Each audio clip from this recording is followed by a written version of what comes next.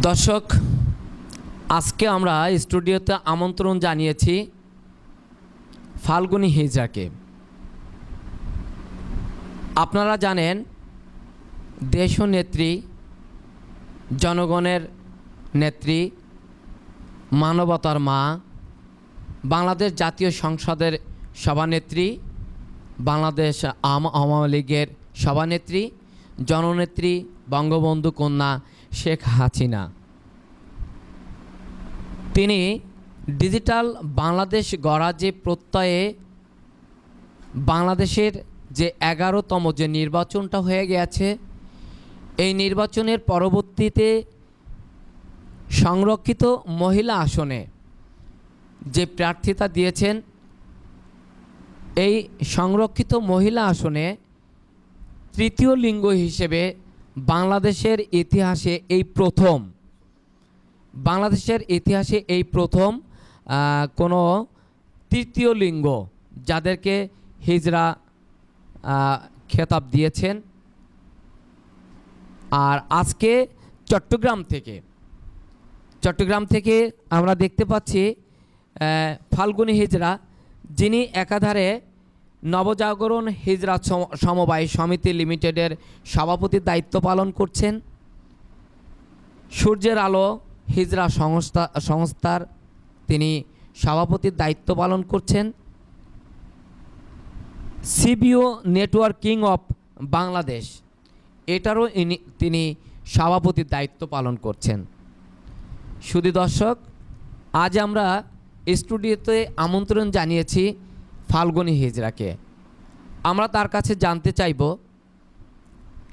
ইতিপূর্বে কখনো আমরা তৃতীয় লিঙ্গের কাউকে আমরা দেখি নাই যে সংসদে যে মহিলা যে সংসদের যে মহিলা আসনটা থাকে সেখানে শুধুমাত্র মহিলাদেরকে অংশগ্রহণমূলক নির্বাচনটা হয়ে থাকে।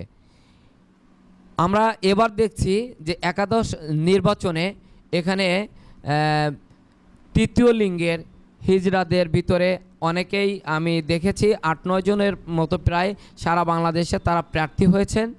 তো উনি যে প্রার্থী হলেন এটার ব্যাপারে এবং হিজড়াদের নিয়ে বর্তমান মাননীয় প্রধানমন্ত্রী শেখ হাসিনার যে ডিজিটাল বাংলাদেশ গড়ার প্রত্যয়ে যে ঘোষণা তিনি দিয়েছেন এবং বাংলাদেশ আজ যে সমৃদ্ধির পথে এগিয়ে যাচ্ছে, সেই সমৃদ্ধির পথে আপনারা জানেন যে হিজড়া যারা আছেন তাদের আসলে চাওয়া পাওয়ার কিছু নাই। তো তারা আসলে কতটুকু ভূমিকা রাখতে পারবেন এবং এটা কতটুকু ন্যায়সঙ্গত আমরা আজকে জানব ফাল্গুনী হিজড়ার কাছ থেকে। ধন্যবাদ 69 চ্যানেলকে আমার সাক্ষাৎকার নেওয়ার জন্য, আর ধন্যবাদ আমার বাংলাদেশের মাননীয় প্রধানমন্ত্রী শেখ হাসিনাকে যে সে আমাদের দিকে সুনজরে তাকাইছে। এই জন্য যে বর্তমানে সংগীত নারী আসন থেকে আমি চট্টগ্রাম থেকে যে নমিনেশন নিয়েছি, এই জন্য সুদৃষ্টি কামনা করি মাননীয় প্রধানমন্ত্রীর কাছে যে আমরা জানি এই সংসদে আমাদের এই সংগীত নারী আসনের ভিতরে আমাদের থার্ড জেন্ডার হিজড়া এরা কেউ সংসদে যাওয়ার সুযোগ যাতে পায়।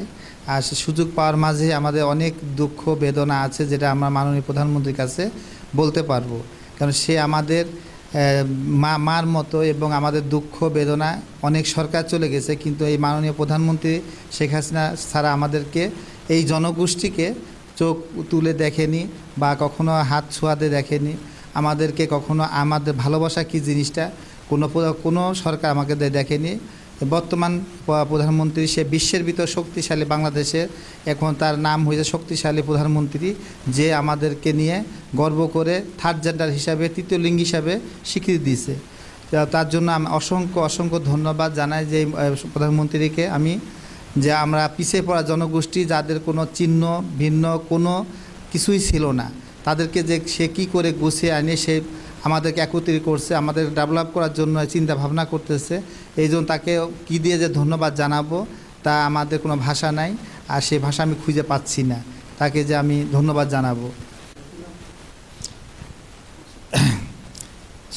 সারা বাংলাদেশে আমাদের হিজড়া যে জনগোষ্ঠী আছে সারা জনগোষ্ঠী অনেক অবহেলিত জনগোষ্ঠী, যে জনগোষ্ঠী কখনো কোথাও স্বাভাবিকভাবে কোনো সহায়তা পায় না, যেমন সহায়তা পায় না এই মেডিকেল চিকিৎসা করতে গেলে সেখানে সহায়তা পায় না, যেমন কোথাও ভালো বিহেভ কোনো ভালো ফ্ল্যাট বাড়িতে সে ধরনের বাসা বা বাড়ি এগুলো পায় না।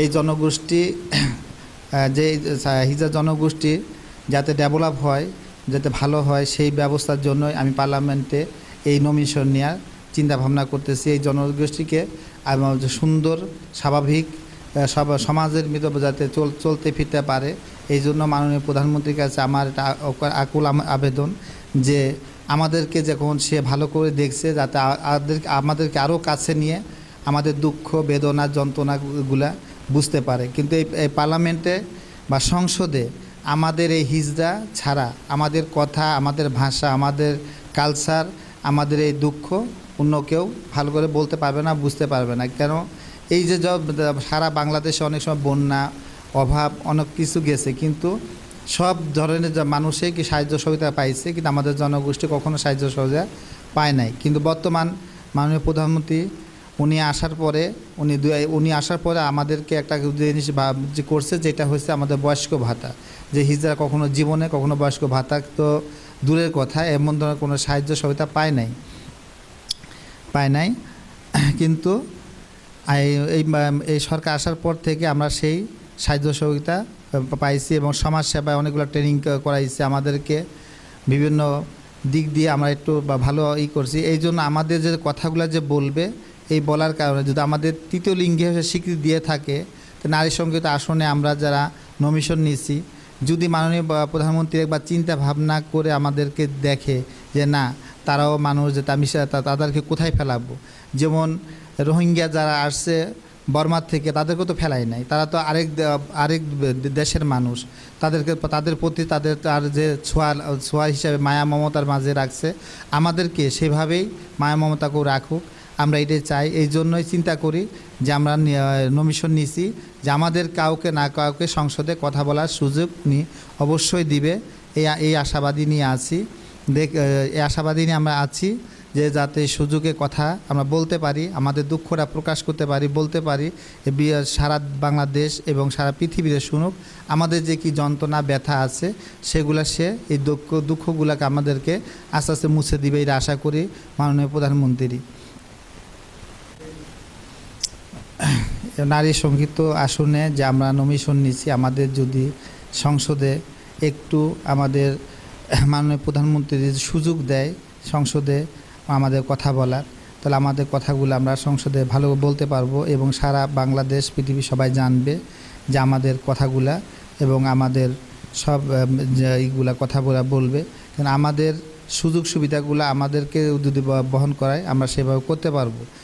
এই জন্য প্রধানমন্ত্রীকে অসংখ্য ধন্যবাদ যে আমাদেরকে এতদূর পর্যন্ত পরিচিত করছে। বাংলাদেশে আরও পৃথিবীর অনেক হিজড়া ট্রান্সজেন্ডার আছে, Philippines, Australia, Bangkok, Bhutan, Nepal, Malaysia, Indonesia এবং ইন্ডিয়া। ওদের যে কালচার, যে সরকারের যে সুখ সুবিধাগুলো দিছে, আমাদের বাংলাদেশে সেইভাবে আমাদেরকে ওরকম সুখ সুবিধা দেখ, যাতে আমরা মাননীয় প্রধানমন্ত্রীর এই বর্তমানে শক্তিশালী হাতকে আমরাও জড়িত হয়ে একসাথে শক্তিশালী করতে পারি ইনশাআল্লাহ, যাতে আমরা কোনো বিভ্রান্ত কোনো কথা থাকবো না। এই মাদকদ্রব্য ব্যবসা যারা অবৈধ করে, অনেক কিছু করে, এদের আমরাও রুখে দাঁড়াবো। প্রধানমন্ত্রী শেখ হাসিনা ওনার সহযোগিতায় আমরা সেই ব্যবস্থা করব, আমাদের সেই সুবিধা দিলে। আমি চট্টগ্রাম ডিভিশনের ভিতরে অনেক পিছিয়ে পড়া জনগোষ্ঠী, আমি ফাল্গুনী হিজড়া। আমি অনেক সময় অনেক কষ্টে জীবনযাপন কাটানোর পরে ধীরে ধীরে আমার মনের গড়া যে ছিল যে আমি ধীরে ধীরে কোনো একটা এই জনগোষ্ঠী নিয়ে কাজ করব, এই জনগোষ্ঠী কীভাবে ডেভেলপ হয় সেই চিন্তা ভাবনা ছিল মনের ভিতরে। তখন থাকার পর আমি নিজেরা সংগঠন করি, প্রথম সংগঠন করছিলাম সূর্যের আলো হিজড়া সংগঠন, সেটাকে আমি এখন বর্তমানে সূর্যের আলো হিজড়া সংস্থা হিসেবে পরিচিত, যে আমি হিজড়াদেরকে নিয়ে কাজ করতেছি সেই সংস্থার মাঝে। এবং তার পাশাপাশি আমি আরেকটা জিনিস করেছি, যেটা হচ্ছে নবজাগরণ হিজড়া সমবায় সমিতি। সেটা আমার সমবায় থেকে সরকার রেজিস্ট্রেশন পাইছি, সরকার আমার রেজিস্ট্রেশন দিয়েছে, কিন্তু রেজিস্ট্রেশন করছি সেই সমবায় অফিসে আমার থেকে আমি হিজড়া জনগোষ্ঠী দেখে আমার থেকে একটা টাকাও তারা নেয় নাই, বিনা টাকা বিনা স্বার্থে আমার এই সংস্থাটাকে রেজিস্ট্রেশন করাইছে। তার জন্য আমি অসংখ্য ধন্যবাদ জানাই সমবায় সমিতি অফিসকে। এবং এই কিছুদিন আগে যে মাননীয় প্রধানমন্ত্রী উনি সমবায় দিবস গেছে, ঢাকার যে সমবায় দিবসে হয়তো অনেক সময় অনেকজনকেই গিফট করছে, উপহার দিছে, পুরস্কার বিতরণ করছে। চট্টগ্রাম আমি যখন সমবায় দিবসে অনুষ্ঠানে আমি যখন যাই আমার থার্ড জেন্ডার এবং আমাদের হিজড়া জনগোষ্ঠীকে নিয়ে, তখন ওরা একটু আমাদেরকে দেখে সংকোচবোধ চিন্তা ভাবনা করছে যে এত সমবায় সমিতির সদস্য এই হিজড়া কেন এখানে, কিভাবে আসলো, কি করে। তখন আমাকে একটু সুযোগ দিছে যে ওই সমবায় অনুষ্ঠান, ওই সমবায় দিবসের অনুষ্ঠানের ভিতরে আমাকে 5 মিনিট কথা বলার সুযোগ দিছে মঞ্চে। তখন আমি কথা বলার পর আমি তখন তাদের ধারণাটা চেঞ্জ করে দিছি যে আমি চট্টগ্রাম নবজাগরণ হিজড়া সমবায় সমিতির সভাপতি ফাল্গুনী হিজড়া, আমরাও বাংলাদেশের নাগরিক, আমাদের থার্ড জেন্ডার হিসাবে আমাদের সরকার স্বীকৃতি দিছে।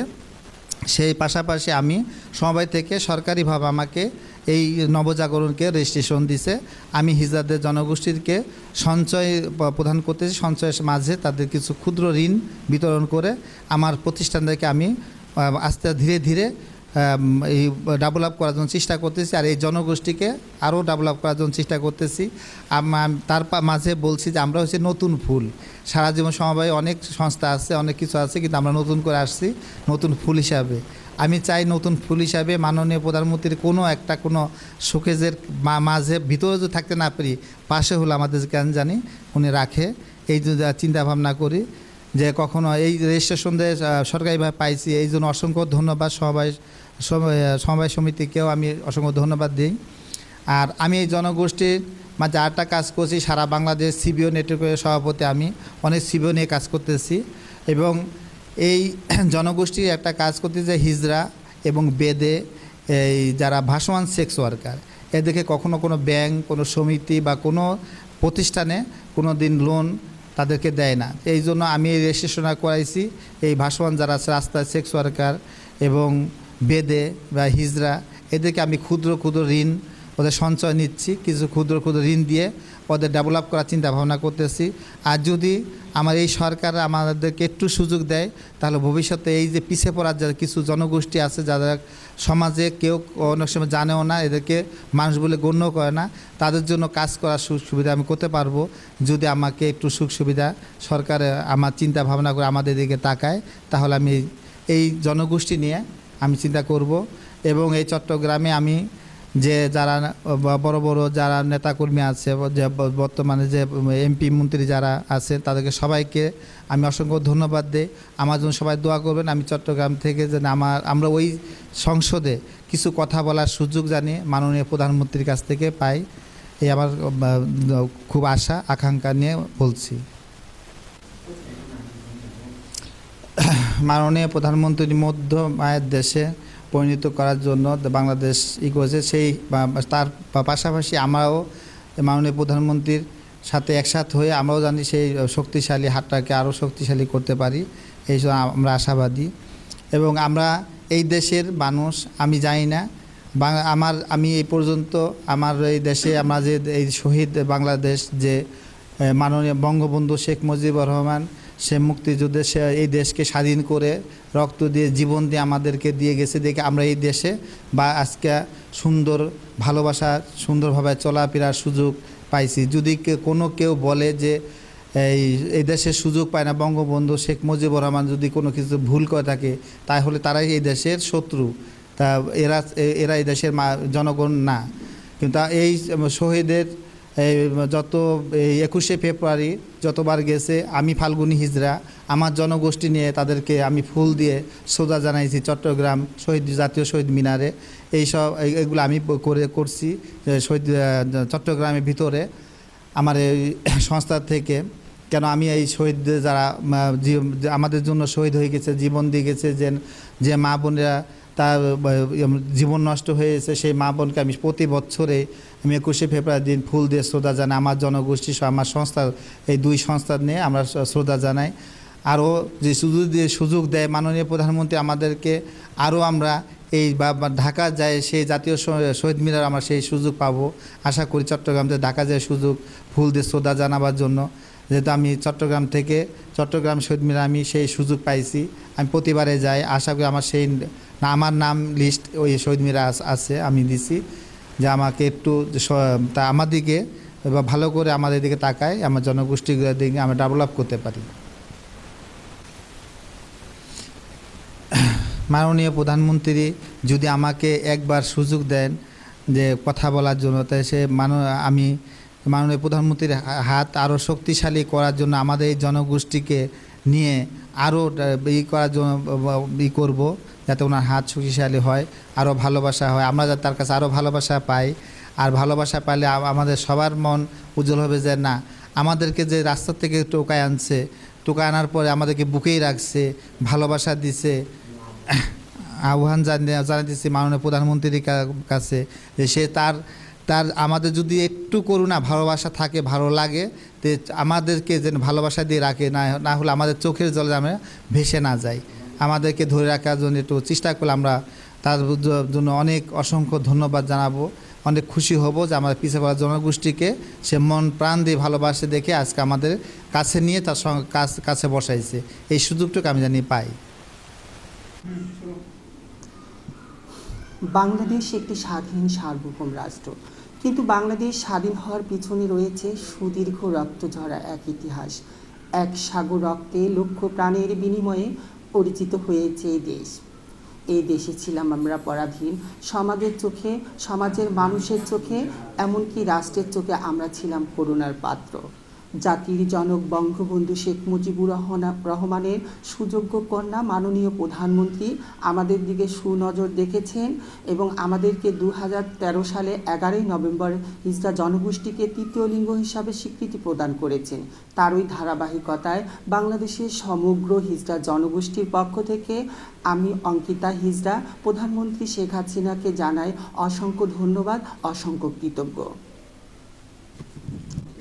হ্যাঁ, যেমন চট্টগ্রাম ডিভিশনের দুইটি এনজিওর মালিক যিনি, সে দুটি এনজিওর নাম হচ্ছে নবজাগরণ হিজড়া শ্রমজীবী সমবায় সমিতি লিমিটেড, আরেকটি হচ্ছে সূর্যের আলো হিজড়া সংস্থা। দুই অর্গানাইজেশনের তিনি নিজেই সভাপতি।